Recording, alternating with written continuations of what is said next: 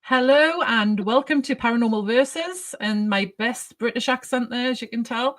Well, haven't been on for a while, and today we've got an amazing guest on, a really, really amazing guest.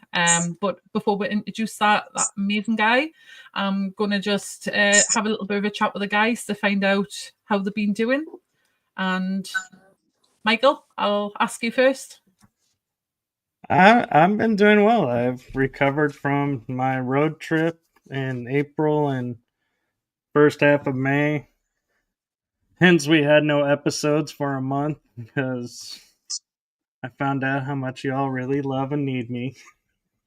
Yeah, we do. Little shameless plug for myself there. Of course. Nothing wrong with the shameless. I wouldn't expect anything else. Yeah. No. So how was that? I did miss everybody. I did miss the show. Oh, you missed the show, not me and E. I said I missed everybody in the show. Okay. Shall you be? That's cool. So where did you end up going on your trip then? I went to places like Tombstone, Kanab, Utah, Oklahoma City. Went to Gibbsland, Louisiana to see the Ambush Museum for Bonnie and Clyde. And went to Savannah, Georgia for the first time. Whoop, whoop. I'm in St. Augustine and came back home. Savannah is enchanting. I love that place. Oh, yeah. On my bucket list. It was an interesting place. I think we were in the downtown part where on the river. So yeah, I didn't see much of the East Coast part where I think more of the haunted homes and everything are. I was more in like the city streets where the stores were. I'm so jealous. But as you know, I'm going to America very, very soon. So I'm going to see a few places too. I'm jealous because you're going to places I haven't been. I know. I'm going to rub it in, don't worry. But yeah. Obviously, you've had fun. So that's the main thing. E, what you been up to lately? Oh, as always, I'm always running around with my head cut off. My family keeps me nice and busy, but mainly we've been battling all the yard work. The rains have caused everything to explode, and trying to keep everything at bay before everything turns into a rainforest is quite the challenge nonstop. And of course, the humidity is at its peak with all the moisture everywhere, but it's a lot of fun. We enjoy it. I was out there earlier. That's why my allergies are kicking up. I'm probably going to be rubbing my face all day. Other than that, just trying to keep it as easy as possible and catching snakes. Living life. Catching snakes. Yeah, cut a couple. Living the dream. Had a fun time with that. Living the dream, yeah. Cool. But anyway, I haven't really been doing that much lately. Apart from nothing. No, you've been getting better. Yeah, I haven't been too well, but I'm preparing for my trip now. which is next month, and I am so looking forward to it. Be fun. So yeah, so we might be able to get Kell to come on the show on locations. That's a possibility. We're working on that. It depends on if I can get my laptop working over there. But yeah, I'm sure we'll work something out. Easy peasy. Easy peasy. Oh yeah. Lemon squeezy. I'm sure where you're staying there might be an extra laptop you can borrow if not. Yeah, I'm sure there will be. But anyway, without further ado, we're going to introduce this amazing guest. And he's basically from Tombstone, Arizona, and his name is Bruce Burnett. I hope I pronounced that right. I don't want to get wrong. And like I say, he's from Tombstone. He's got lots of stories about, obviously, the paranormal there. So I'll introduce Bruce and tell you what he does and where he's from. Hi, everybody. Good to see you all. Hello. You too, I Bruce. wanted to tell you guys, I don't think she told you, but Kell, when she comes to America, she's only coming for Tombstone. I wish I was going to Tombstone. She needs to And I drive have- it. I have to apologize to anyone watching. Occasionally, you'll see me move around, and occasionally, you won't. And that's because I live in the middle of the Arizona desert, 20 miles from the Mexico border, home of the OK Corral and Boothill Graveyard and all that. And we don't have the most spectacular internet here, so you have to pardon me for that. That's okay. We'll let you off. We'll blame Wyatt Earp. Yeah. You want to hear Dang Cowboys. something interesting about Wyatt Earp? Because Wyatt Earp and all that's kind of where we get our remaining fame from. That guy was in a number of gunfights, never once got hit. At the OK Corral, everybody got hit and everyone got killed. But Wyatt has never took a bullet in anything he ever did. Died of old age in Southern California. Wow. Yeah, That is interesting. incredible. Yeah, With all- I mean, when you yeah. think Everybody about at the gunfight took a bullet, except him. Jeez. and guns weren't that accurate back then, so that's even more impressive. Well, I mean, if you saw where the gunfight happened, which actually the OK Corral is also a haunted location. If you saw where the gunfight happened, these guys fired 30 shots in 30 seconds, and they were like 7 feet apart. I don't know how anybody missed anybody. I mean, literally, they were like standing right in front of you. Wow.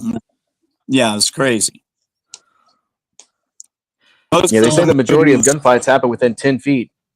Yeah, most of the movies, you know, old gunfighter, you see the guy come out in the Wild West, you know, go down across from each other, and they drop. That almost never happened. I mean, I think Wild Bill Hickok had one like that, but we never had anything like that to him. We had to get shot on the street, for sure, but not, wasn't like go out and draw. Yeah. Well, does anyone have any questions? Yes, actually, I do. What's the most commonly cited ghost that you hear of in Tombstone? The most haunted location? Which is the most common cited? Like, is Oh. there a specific place or person that's seen over and over again? Well, there's several. So the big things in Tombstone are Boothill Graveyard. That's a big one. The OK Corral, of course. There's also the Birdcage Theater. And the Birdcage Theater, they have 2 ghosts a night, 7 days a week, 364 days a year there.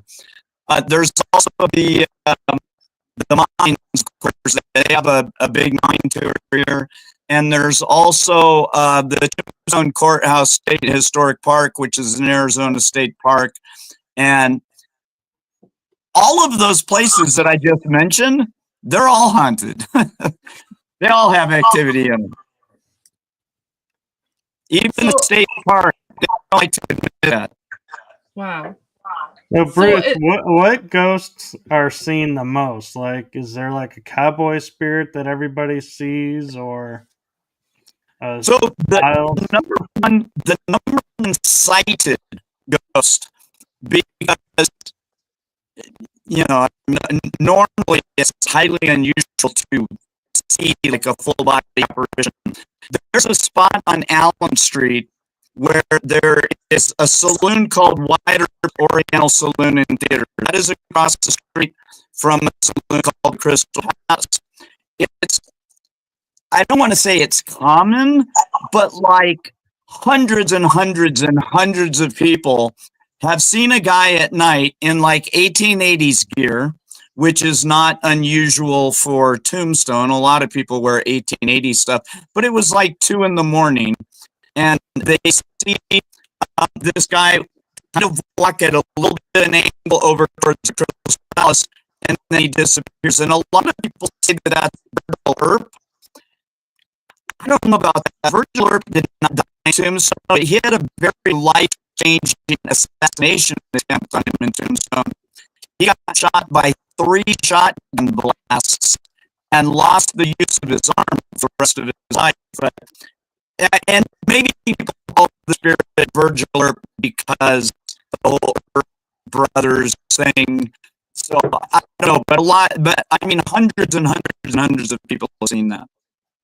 I know cops, marshals from town that have seen it, and when the marshal sees it, trained to be observant, I say, hey, was it a ghost? I'm not going to say it was a ghost. I'm just going to say I couldn't explain it. And I'm like, okay. Wow. Interesting. I was going to say, hey, you got any questions there? Well, I've always loved the Tombstone story. One of my favorite movies is Tombstone. Right? Why I've did always Val Kilmer not get an Oscar? Yeah, I love the history and then the Doc Holliday story and stuff like that. Oddly enough, what drew me to it when I was younger was the consumption, the tuberculosis aspect of Doc Holliday. My grandmother was actually a tuberculosis nurse. She worked directly inside the tuberculosis hospital, to the point she worked there so long she never contracted tuberculosis. But whenever she would take a tuberculosis test for future employments and stuff, she would always show a positive result, even though she didn't have it. Her body just accepted it or became dormant or whatever. So she always had to get special permissions written out and stuff. So I was like, oh, wow, just making that correlation when I was young. I was like, well, this guy had tuberculosis. This is what was going on. So I started doing a little bit more study. I was kind of a nerd back then, but I loved like the Western thing. I used to run horses and stuff like that. So I was really just drawn to that type of stuff. Then when I got older, I was really big in the law enforcement stuff. And then Wyatt, of course, was a peace officer in Kansas before he moved over to Tombstone to, try to start his retirement, make all the money with his brothers, Morg and Virgil and stuff like that. So just the story as a whole, how he came out of retirement to stop what he thought was unjust. It was just like a hero story. I loved it growing up. So I always focused on the history side of things. Well, it's interesting because back in the day when the shootout at the OK Corral happened, and there was 2 newspapers in town, which was not unlike the way TV news is now, right? The Tombstone Epitaph was Fox News, and the Tombstone Daily Nugget was like CNN. And so you would read history stories about Tombstone, and it kind of depended on which newspaper you read, which story you were going to get. And I'll tell you what, to this day, there are arguments on the streets of Tombstone on whose fault the OK Corral was. Was it the Earps trying to keep the town safe, or was it the Cowboys doing nothing? I mean, it's a very interesting thing to hear people talk about it in because there's still not agreement on what happened, really.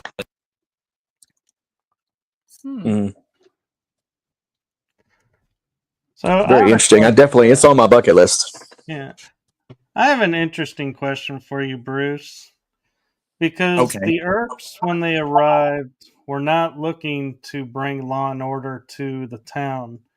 No. Were the people of Tombstone happier they were there and with what they were doing, or did they prefer the pre-Earp days? Well, that kind of goes along with what I was saying about the newspaper.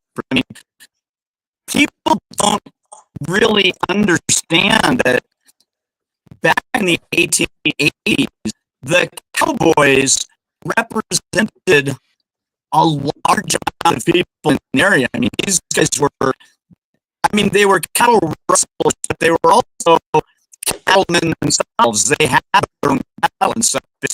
Obviously, it's cheaper if you zip across the border and grab some cattle and come back with them. That's less expensive. And it was true for Mexicans as well. It was cheaper for them to come up and grab cattle up here. But they were very well known in their area. And so most of the business people were pretty happy to have law enforcement that, grow. But at the same time, business owners did a lot of business with cowboys. All the restaurants were buying beef from them and things like that. So it kind of a back and forth thing. The 1880s is a strange time in the American West. I mean, it was very led by the seedier panic back then. Well, and if I'm not mistaken, the Earps were into cattle too, weren't they? Or was that a myth? Well, I've never heard of that, at least not in this area. That doesn't mean that they weren't, because they had, they were kind of putting their hands in anywhere they thought they could get some money. That was the whole reason to go to Tombstone back then, is Tombstone was a thriving community. It had a larger population at that time than San Francisco did. So it's crazy. Yeah. Wow. Well, at one time, I think there was 14,000 people here, but you have to remember the census back then didn't count anyone that wasn't a man. So if you were a woman, you weren't counted in the census. If you didn't own land, you weren't counted in the census. So the 14,000 were all men that owned land. Didn't count kids, didn't count immigrants, didn't count women. I mean, we had a fairly, one time, a fair amount of Chinese population, and they didn't count the census either. And we've always had a ton of Mexican folks around here, and they didn't count in the census either. So even though it said 14,000, there might have been 20,000. Who knows? Yeah. Wow, that's amazing. What attracted you to Tombstone originally to go and live there? Why did you go there? Well, actually, I came here as a tourist one time because I had a friend that was one of those guys. He said, "Let's go somewhere," and then he wants to go right away. And it was the middle of July, and he said, "Let's go to Tombstone." I'm like, "Bro, that is the middle of the Arizona desert. Why do you want to go there in July?" And he kept telling me, "It's Tombstone. It'll be fine." And I had no idea what he's talking about. Tombstone's actually at 5,000 feet. Even though it doesn't look like it, it's almost as high as Denver is, Mile High City. But when my wife and I came here, we left Southern California because I was living in Southern California, and we had the temperature was quite high there. We were in one of the inland valleys. It was 116 degrees when I left. I got to Tombstone. It was 85 degrees and monsoony. If you don't know what monsoon means, we get monsoon rains that are going to start in 2 or 3 weeks, maybe 2 weeks. It starts around the 14th to 16th of June, almost every year. And it's great during the day. You walk around, it's fabulous. You go to all the attractions, everything is great. About 4:00 in the afternoon, thunderclouds roll in, and we get. I just heard you talking about rain earlier. It's like we get rain where we get like 2.5 inches in an hour, and all of the rooftops along Allen Street look like waterfalls. Just crazy. And so I was sitting with my wife. I said, "That's 31 degrees cooler than where we live." And she goes, "I know." And then one day, we decided to. We were tired of living in California, and I said, "Where do you want to move?" My wife goes, "I want to move to Tombstone." And I'm okay with that. I mean, I can live at the beach, I can live in the mountains, I can live in the desert. It doesn't really matter to me. And I go, "Okay, we'll move there." And I go, "Remember, you're leaving a county that has 11 million people, and you're moving to a county with 130,000 people. Especially this county here is 1,000 square miles larger than LA County, but it's only got 130,000 people in it." But that and the prices. I mean, I sold a house in Southern California, which was nothing to write home about. Regular, normal house. It was built in the 20s, but it was like kind of a cottage house. So it kind of had. It was kind of cool, but it was only 1,000 square feet, and that thing sold for $550,000. And I'm out here, you guys, I showed you guys a little while ago the view I have. I had a 100-mile view of my house. I'm up on the hill, and my house is 117,000. And built in the 90s, central air and heat, brand new roof, brand new central air, 40-foot covered wooden deck, which I'm sitting on right now. Well, there it is. So. Now my thing's probably frozen, so you guys can't actually see it. But you sound great. Oh, it was frozen, wasn't it? There we go. Now we can see it. Okay. Yeah. Wow. So, yeah, it's pretty cool. And so that's what caused us to move. I'm so jealous. Oh, now it's frozen on part of my view. That's fantastic. So Bruce, But I sound good, right? You do. Oh, yeah. And I remember you telling me this funny story about your wife, and I wanted to know, and I was going to preface it by saying, is your wife a believer into the paranormal like you are? No. My wife is 100% skeptic. And we did a couple of paracons 2 years in a row here that were put on by the city. And my wife had a shirt made for her that said "Token Skeptic." And it was incredibly popular at the Paracon. Everyone thought it was the greatest shirt ever. And, but she has more adventures in town than I do. Just a normal thing. We were at right after COVID, and I guess it depends on where you are for when after COVID was, because we were only closed for COVID 2 weeks here and never even had a mask mandate or anything. And we went to Wyatt Oriental Saloon and we were doing karaoke. And there's not very many people. There's like just a few people, and it's a pretty big place. And my wife is standing, she's singing, and all of a sudden, she goes, "Oh my God, somebody just put their hand on my back." And I said, "Oh, have a little blissful experience." She's like, it was a muscle spasm. And I go, "I don't think a muscle spasm feels like someone putting their hand on your back." And she's like, "Well, it wasn't a ghost. It wasn't a ghost." And she's had a number of things, actually. We had I don't believe my house is haunted, but I had this big ceramic plate that was from a town called Douglas down by the border, and it was like a commemorative plate. And this plate probably weighed, God, I don't know, 1.5 pounds maybe. It was up on my shelves, and it had knickknacks and hobnobs in front of it. And it came off the shelf and went 8 or 9 feet. It's not like it fell straight down to the floor. And I wasn't at home when it happened. My wife hears this crash. She goes in this place like 9 feet from where it had been, out in the middle of the floor, broken all to hell. And I'm like, oh, Miss Sceptic, what made that happen? And she's like, maybe it was a little earthquake. We're from California. We've been in a lot of earthquakes.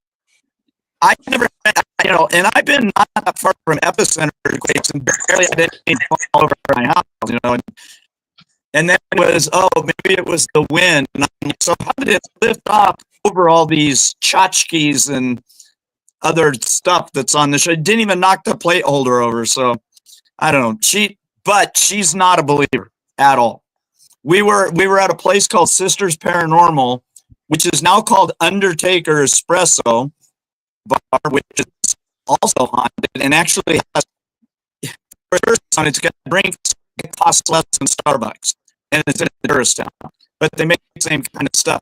It used to be called Sisters Paranormal, and my wife went up to buy something, and the gal goes, "Oh, you're very receptive." And my wife looks at her, she goes, "I don't believe any of that ghost crap."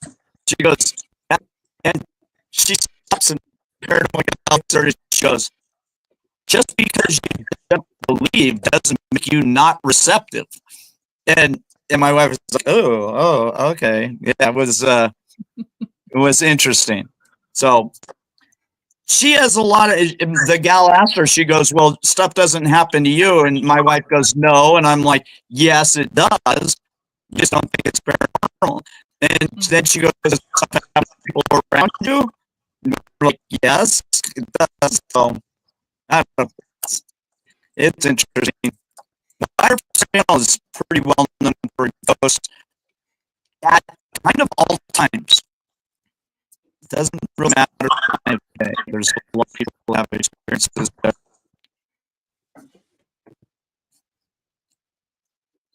Do you guys want to know what the most haunted places in Tombstone are? Yes. Definitely. Okay, so the highest rating, whenever you see things like, top 10 most haunted places, it's for sure the Birdcage Theater. Birdcage Theater, I can actually see from my house. It's at the end of Allen Street. Allen Street is the main street down the middle of the town.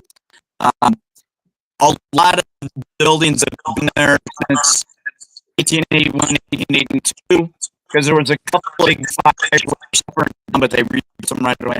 The Birdcage, I think it's voted that way because thousands of people go in there and investigate. Like I said, they run 2 ghost hunts a night, 7 nights a week, 364 days a year. So there's a lot of people to vote for the Birdcage. Boothill Graveyard is got a lot of activity, but the most haunted place in town is called Schieffelin Hall. And Schieffelin Hall is owned by the city, and you just can't get in there in time. They do events and stuff in there, and there is talk that they're going to start allowing teams to go in there. We've started teams to go in the graveyard at night, which they never done in last 104 years, but they started doing that at the end of last year, and they do it like a couple times a month, every month.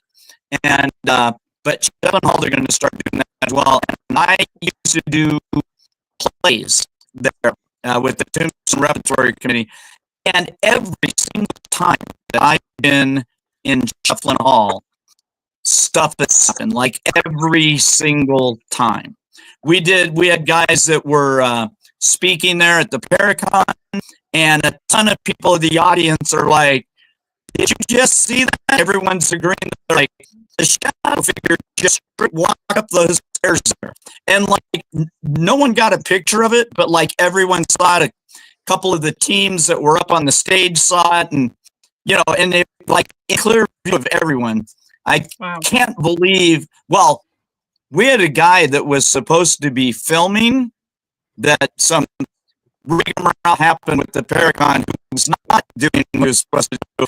We probably would have had that shadow figure clearly on film, because literally dozens of people mentioned seeing it. I mean, there was like gasps around the room, like, oh my God, did you see that? But it's the most haunted place. We done we had paranormal teams that were helping us with the Paracon, and we were running a bunch of investigations for us, and we weren't paying them. So we said, let's do something cool for them. We're going to let them all investigate Schieffelin Hall. We're going to let them all investigate Boothill Graveyard. And I don't see that great at night anymore. And so I'm sitting in one of the seats in Schieffelin Hall. I'm not wandering around, but I'm watching people investigating and doing SLS cameras and all that, and you know, fear box, and watching all these guys. And then this team that I haven't met, called Get That Paranormal, they come up to the basement, and I'm like, "Hey, come here!" And I go, "How is the basement?" They're like, "Oh my God, it was fantastic. We were talking to this young girl," and I'm like, "Oh, that's probably Emma." We don't think her name is really Emma, but that's what everyone calls her Emma. And the girl goes, "I've never seen anything like it." She was doing intelligent answering on Spirit Box in full sentences. She goes, "I'm usually lucky if I catch a word or two words in a row." She goes, "But she's answering in full sentences." And I go, "Oh, that's interesting." And she goes, "But we were unable to talk to the other spirit." And I go, who's the other spirit? She goes, "Emma kept saying to say hi to Bruce." And I'm like, "Oh." And I looked at her, I go, "My name's Bruce." And without even thinking, she goes, "Oh, Emma said to say hi to you." And she just walked away from me. I'm like, "Oh my God." Yeah, it's kind of interesting. But that's the most haunted place in town. Wow, that is amazing. So why do you think that Tombstone's one of the most hauntedest places? Is it because of the violence that's there, do you think? Or do you think that they just want to come back to visit? Well, at this time in Wild West history, there were, and you know, I mean, at one time, Tombstone had 150 saloons. And there was a lot of people that got killed here. There was a lot of miners that were killed in mine accidents here. And there was a lot of people that died of disease here as well. And realistically, for how small the main area of town is, there's, and you know, really, people died in mines underneath, all over underneath the town, because there's some activity in areas where we can't really pinpoint someone that specifically died there.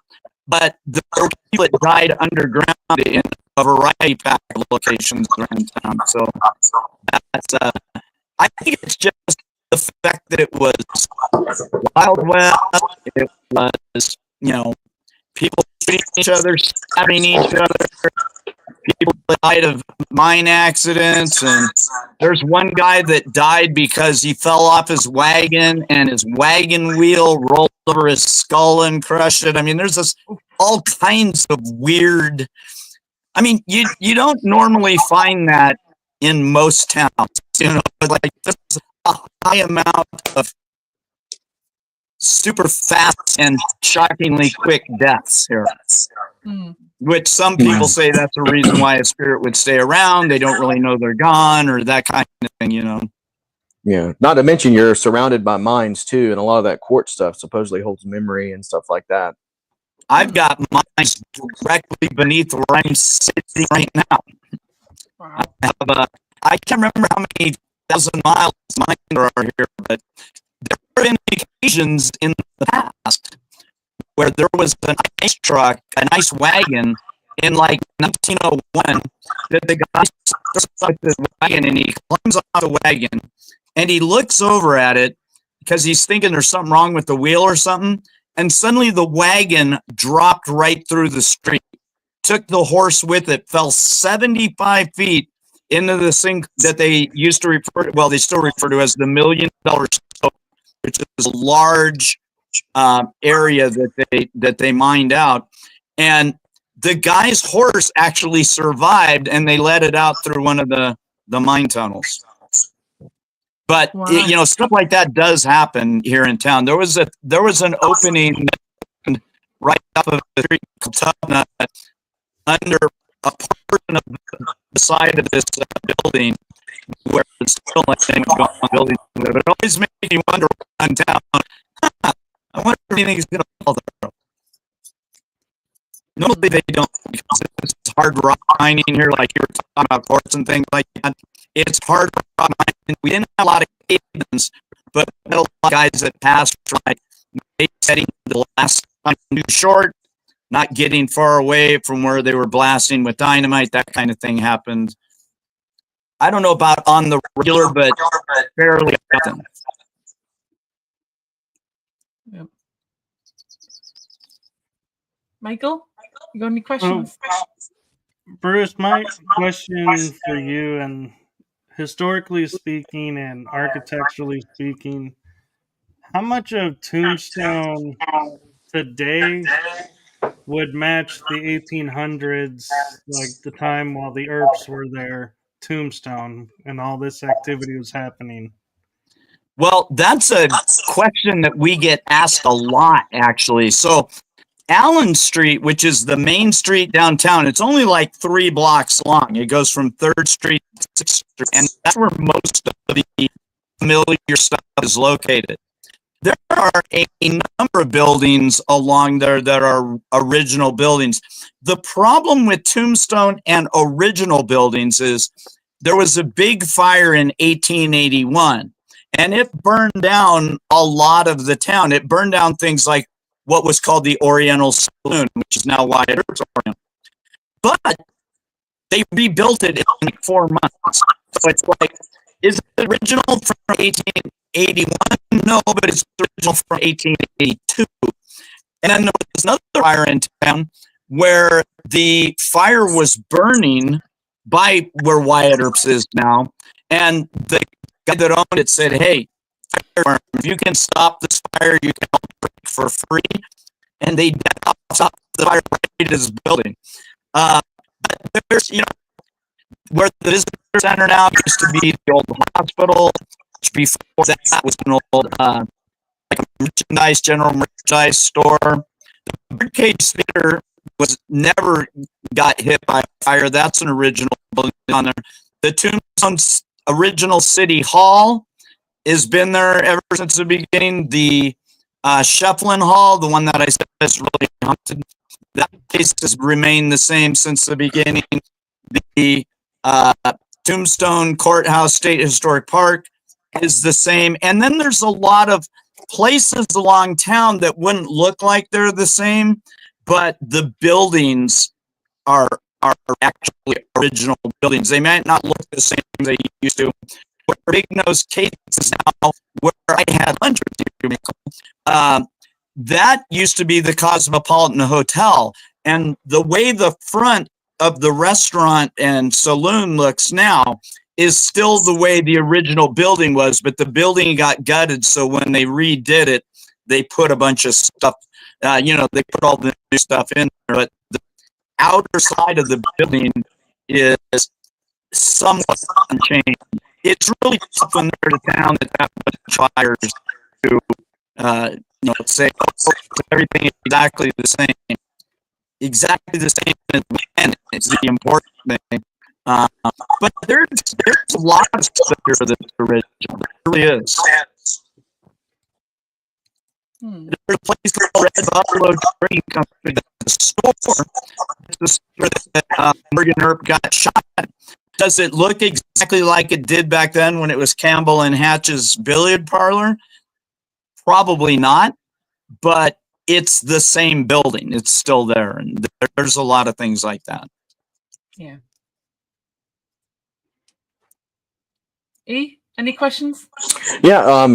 How frequent do you run like paranormal tours and investigations? Like, is there like an investigation like every night? Do you hold like special like events? There's both. So, like I said, they do them twice a night, every night, 7 days a week.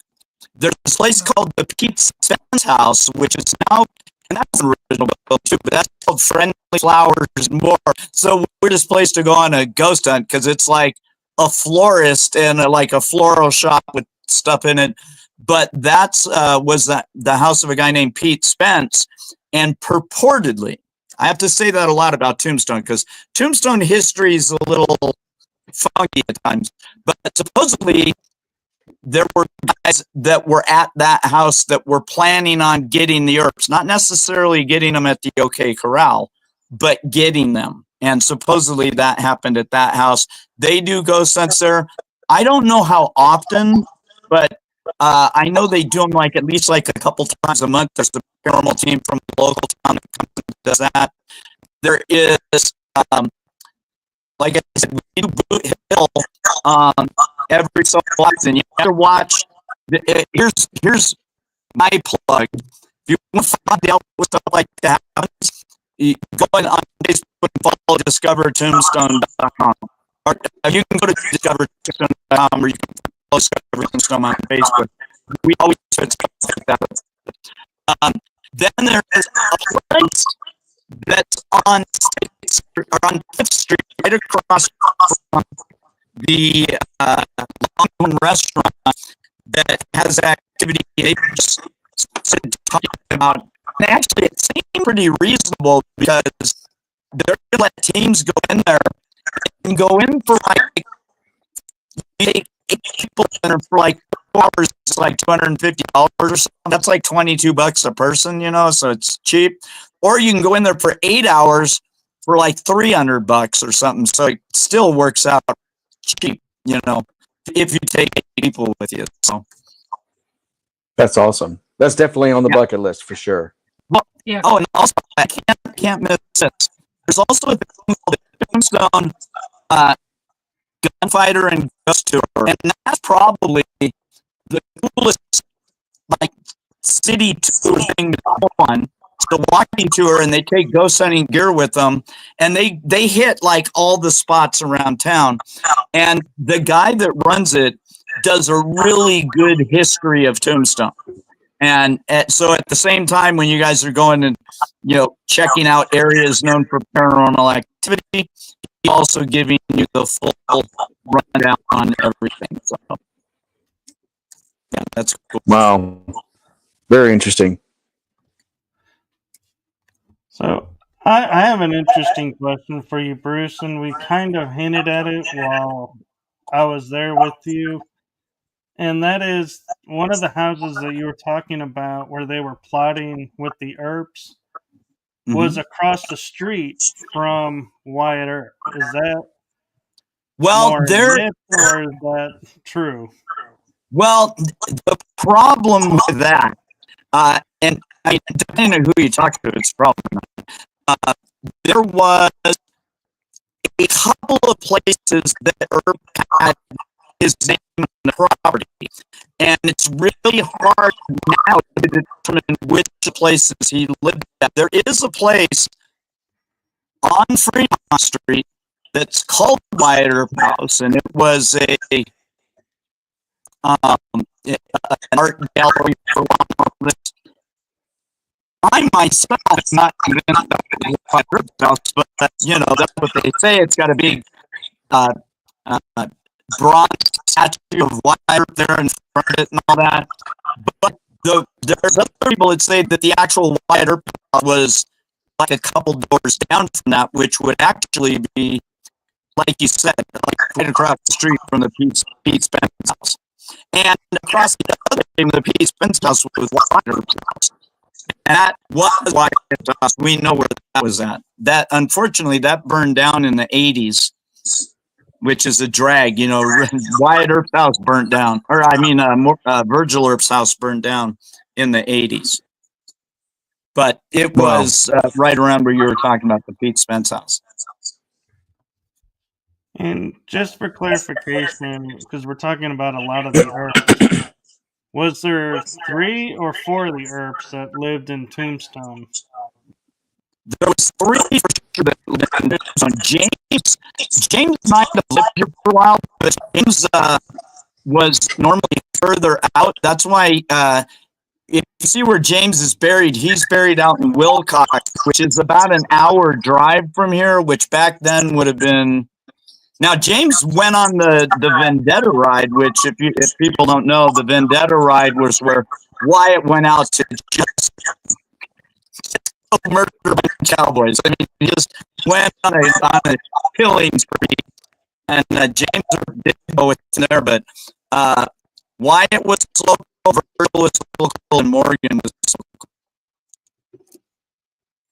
And James probably lived here at some point, at least for a while, but we don't really consider him when we talk about the Earp brothers in town, because he was more mellow than the other guys.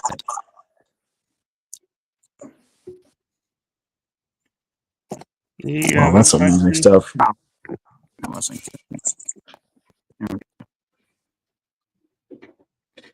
I can't think of anything to ask right now. I've got like a million questions usually, and it's just Same. I can't put my finger on one. Don't know what's going on. So I would love to just go out there, not only to do like investigations and stuff, but just to metal detect. Like, just go unearth some of the old time stuff that people haven't seen for like 100 years. Like, that would just be awesome. Yeah. You know, the only problem with metal detecting around here is, I mean, if you have a really good metal detector that differentiates between gold and silver and stuff like that, because on my property, it would be going off all the time. There is so much rusted iron under the dirt from the old mining buildings and stuff that it's. I had a metal detector up here one time, and it just went off the entire time. He first pulled it out, and he's like, "Oh my God, I already got something." And I'm like, "Yeah, you're gonna get something everywhere." And he's like, "Oh," and he finds this long rusted iron thing, and he's like, "Oh," and I'm like, "Yeah, there's thousands of those things laying around here." Wow. Even finding rusted metal things from the olden days would be pretty cool. Well, yeah, there's like old roads, the old roads that went to a town like Anson, which the new highway is going where the old road is. You can find all kinds of horseshoes and stuff like that along that trail, and different kinds of old westy types of things for sure. You don't necessarily need a metal detector to find out. You'll see them as you're walking along. I would love just to explore the area. Just have like the tours, get guided around and stuff, and then just turn me loose. Well, yeah, and there's some really cool haunted places around Tombstone too. There's where the San Pedro River is, and I put river in quotes because if you look at a map of Arizona, you'll see a bunch of blue lines that are supposed to be rivers. None of those would have blue in them. I mean, there's not usually water, but we have a thing called the San Pedro River. It's got maybe 3 inches of water in it, but there's an old train trestle over there that someone that Michael knows for sure, Jeff Woolwine, he was over there. He goes over there all the time just investigating. And there's a place between that and Tombstone that's called the oh my God, I can't remember that. I can't remember the name of it. It's the most, they called it the most deadly cabin in Arizona, and it was a mining cabin, and they know for a fact of like 18 people that died around this cabin. And for the life of me, right this minute, I can't remember the name of it, but it's that's between there in Tombstone, and we have a lot of ghost towns around here too. We have Charleston ghost town, ghost town, Cortland, Pierce. We got a bunch of them that are findable and not that far from Tombstone. Wow, a lot of paranormal going on around here. Yeah, it sounds it. Well, we've had a lot of groups of people come here too. Amy Brennan was just here around Valentine's Day, and she had a big event here that sold out. Nick Gropp from the first event, when I still watched it, you know, he was out here. He had an event, and I think we're having another event before the end of the year. So we get. And we've had things like Ghost Lab and Ghost Adventures, and all kinds of groups that came into places like the Birdcage and stuff like that. We've had a lot of TV stuff here. Yeah, I can imagine. Interestingly enough, the movie Tombstone, they didn't film any of it. I didn't catch that one, Bruce. You're gonna have to repeat it. Yeah, I didn't catch it neither. Oh, I said the movie Tombstone. They didn't film any of it in Tombstone. Oh wow! They filmed a bunch of it, not that far from here, called Mezcal, where they made a lot of Western movies, and then some of it in what they call Old Tucson, but they didn't film any of it in Tombstone. It's kind of weird. Wow! Wow! I love that movie. I've actually not seen it yet. Oh well. Oh, you're gonna have to watch it here soon. Yeah, I'm gonna have to. I think it'll go on tonight, I think. It's got kind of famous people in it too. Yeah, it really has so many different big time actors, but that's one movie I can honestly say that I have seen over 50 times from beginning to end. Yeah. Yep. Well, and Bruce, I remember we were talking about the movie and the scene where Wyatt Earp rides in for the first time and they show in the cemetery that there's the one myth that they made an heir to the movie. Do you want to share that with the graves? Are you talking about the railroad? The graveyard where they have somebody buried in the graveyard that shouldn't be buried in the graveyard in the movie. Are you talking about Lesser More? Yes. 4 shots from a 44, no less, no more. That is, people will swear to you that he's the guy. And even got some historical stuff, but he's the guy in like 11 different Boothill cemeteries. He's the guy who's also buried at Calico Ghost Town in California, at Knott's Berry Farm in California, and at the haunted mansion at Disney World. I mean, this guy gets around. He's been everywhere. But he's, there was a guy named Frederick Beckhold who was kind of instrumental in getting Boothill renovated at one time. And he had, I think he had a hand in putting some names in there.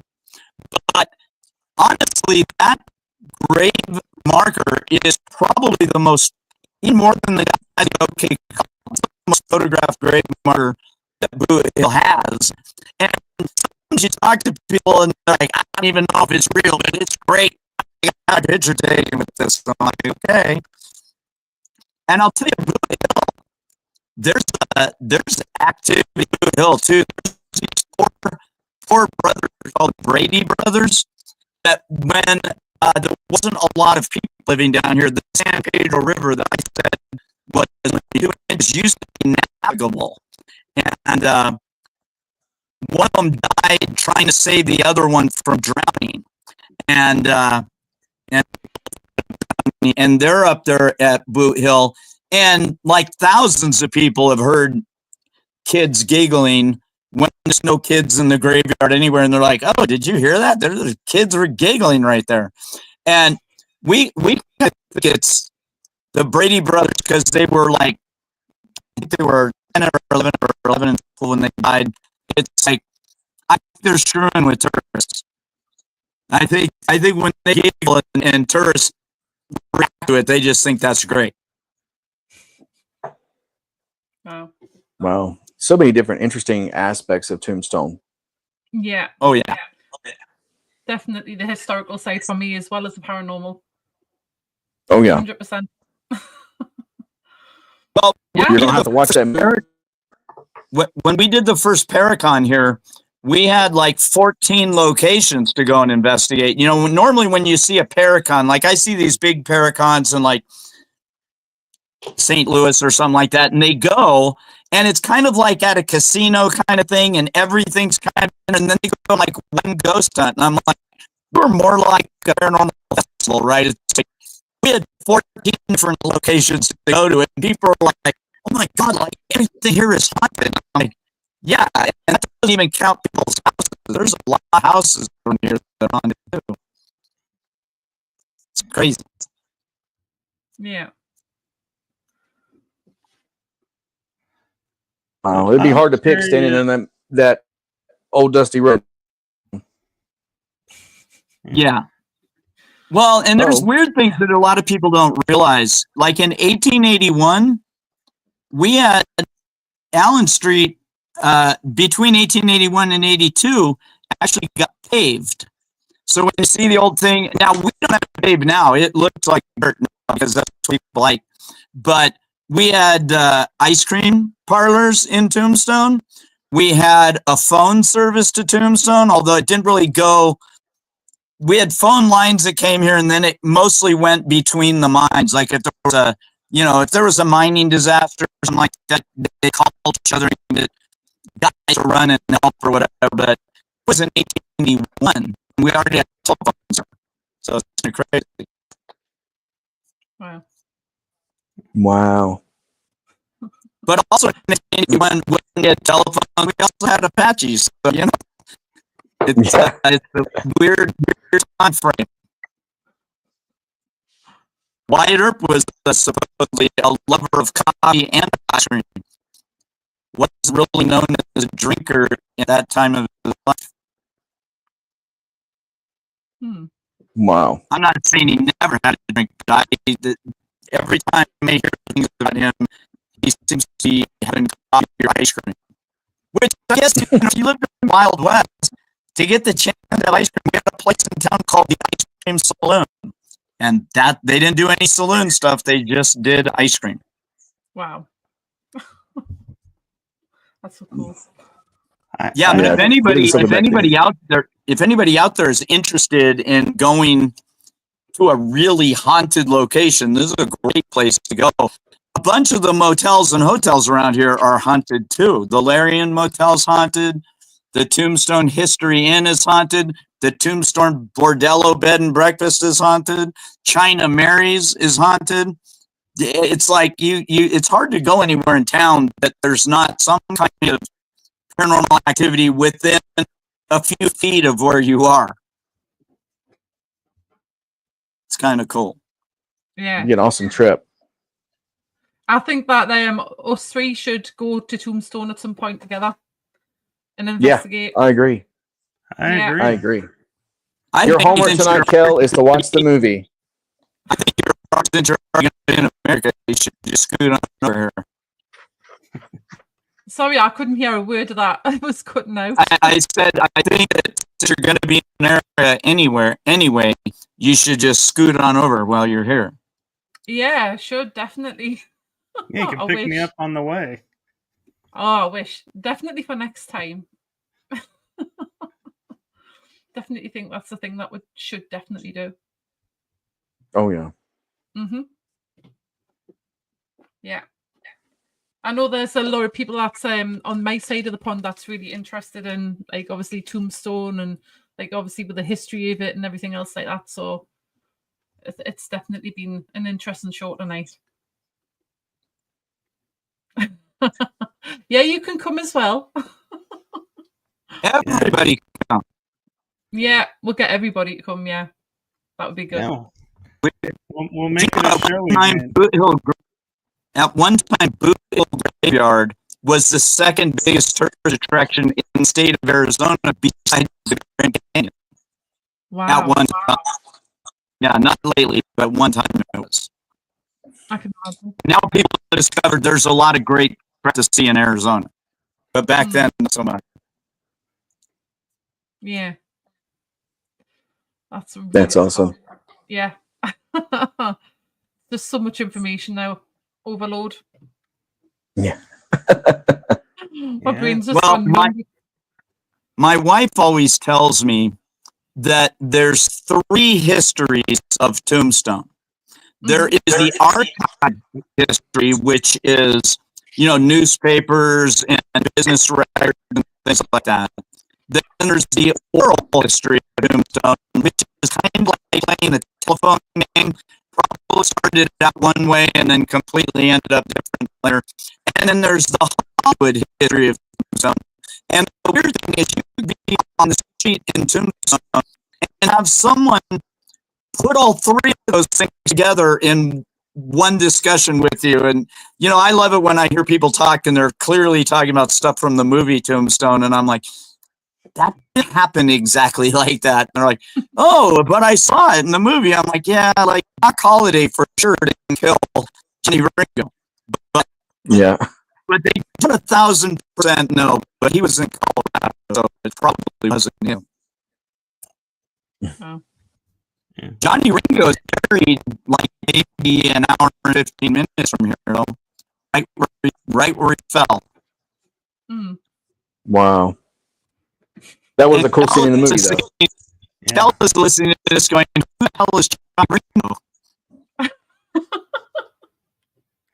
Do you even know Doc Holliday is? Who? Sorry. Doc Holliday. Oh yeah. I've heard. Oh, okay. All right. Well, you never know. I've heard a lot of the Wyatt, Earp, and all them. I've heard of all them. Yeah. So I just Bruce, haven't we seen have the a movie. That's all. question. Jolene West is asking, if someone wants to investigate out there, do we contact Bruce? And if so, how do we contact him? What I would do is, if you want, if you're on Facebook, I would follow Discover Tombstone because I run Discover Tombstone. Or if you look me up on Facebook, it says Bruce Burnett. And it's kind of like the way I put out. I mean, I'm wearing this hat, but I'm going to run another jacket looking to the side. Because when you go to look up him on Facebook, it's like ridiculous not being able to find someone. But follow Discover Tombstone. That's easy to find. I do that page. I also do Discover Boothill. So you can get in touch through there. And if it's something I don't have direct access to or something, I can definitely put you in touch with the people that do. That's brilliant. Yeah, well, like I say, everybody now knows where to find you. And I definitely think we'll have to be up there at one point, so we'll come and harass you. Oh yeah, you have to. Well, I have you get a copy of my deck and look at the entire town of Tombstone from here. Wow, that would be cool. Definitely. Yeah, this house was ridiculous. It didn't even cost me 3 times the price of my truck. Wow. It was way better than the house I was from in California. I have to tell you, the internet was way better in California. But the funny thing was... Oh, look, Enoch found me. I just got a friend request from him. Found you quick. Yeah. Yeah. We were walking around at night in Tombstone, and we actually had a deer walk into town. And over by the bird cage, and we all were like, is that really a deer? It's kind of dark looking, darker than you would expect. And we were like, is that the ghost of a deer, or is that really a deer? We have tons of deer around here. Tons of deer by my house all the time. And like, there's Arizona is the Australia of the United States. And what I mean by that is there's a lot of stuff in Arizona that could kill you if it got to chance. You know, most things don't. It's like you got to be a little careful of rattlesnakes. Javelin are these things that kind of look sort of like wild boars. Sort of, you want to be careful with those because they grow big tusks and they are gnarly. They have a tendency to try and knock track ends and see if there's anything good in them, but you don't want to deal with them if you can avoid. The deer are normally totally cool. I'm not saying you should go around and pet them because honestly, it's not a Disney movie. They're not maybe they're wild animals. They might not take to wanting to get petted, but it's very cool. We see Kell all the time around the street. Certain times of year, we are inundated with bunny rabbits. I mean, bunny rabbits like cottontail, like bunnies, not just like jackrabbits, but like bunnies, like all over the place. It's crazy. That's normally in the spring, but it's kind of interesting, kind of cool. Wow. I had 2 mountain lions walk right down the street, and where I live on a hill, so the street I actually live on, which is not even how you come to my street, but I have to look down the street, and I have a husky, and my husky look over the rail, and the husky suddenly takes something by the house, and I'm like, told my wife, what scared ex-wonder husky, and she goes, oh God, she goes, there's 2 mountain lions down there, and I'm like, let's go inside. Because I don't think it'd take a mountain lion more than about 5 seconds to get up this hill. It would take me a few minutes, but wow. I wasn't interested in meeting. I don't want to be one of the ghosts of Tombstone, you know? There you go. There you go. Not yet, at least. Yeah. Yeah, don't want that to happen. Yeah, not until at least we come over. Right? Well, you know, look, if I'm ever a ghost in Tombstone and you come over, I'm going to scare the shit out of you. That's the deal. I'm not easily scared, you know. Just do it on recording. Walking around, it'll be like my wife. It'll be like someone put their hands on my back. I'm like, yeah, that was me. Oh my It'll be like somebody put their hands on my backside. That was the cat. Yeah, Right. not unusual. That's Anyway, as fun as this conversation is, we've now passed with time, so we're gonna have to wrap it up there. If that's okay with everybody else. No problem. I wish this was a longer episode for sure. And if anyone ever comes to town, I'll meet you in town and go down there and have coffee with you from Undertaker Espressos, and I'll shoot the shit with you all the time. I do that almost every day with people, so. Yeah. Nice. I can That would be vouch. really- He does do that. I do. Yeah, well, we'll definitely have to head down there. And it would be to be honest, I appreciate it, guys. It was a pleasure meeting you. Yeah. Thank you for You coming bet. on. So, Yeah, well, sorry for my internet. It's okay about the internet, but we'll have to get you on another time as well, later on, maybe in the year, and see if there's been any progress or anything like that out there. 'Cause, I mean, it's really interesting. I'll have to do it, especially after I watch the movie. 100%. You'll like the movie. I guarantee you will. Yeah, I already know I will. But anyway, so I just want to thank you again, Bruce, for coming on. It's been You bet. amazing, and I really do appreciate this, and so do the other guys. And I'm wrapping up tonight, so I've just got to thank everybody who's been in the chat tonight, everybody who's watched the show tonight, and thank you for your continuous support. And we love you loads. And we should be back again, I think, in about 2 weeks. I'm not quite sure. I've just got to clear it up with the boss, Michael. But he likes to think he's the boss, don't you, Michael? Nope, I totally own you as the boss. He was the boss of Tombstone when he was here. Nah, nice guy. Really nice. Yeah, he is. We all love our Michael. So anyway, I just want to thank you again, and Bruce, and me 2 wonderful co-hosts for tonight, and we'll see everybody on the next show.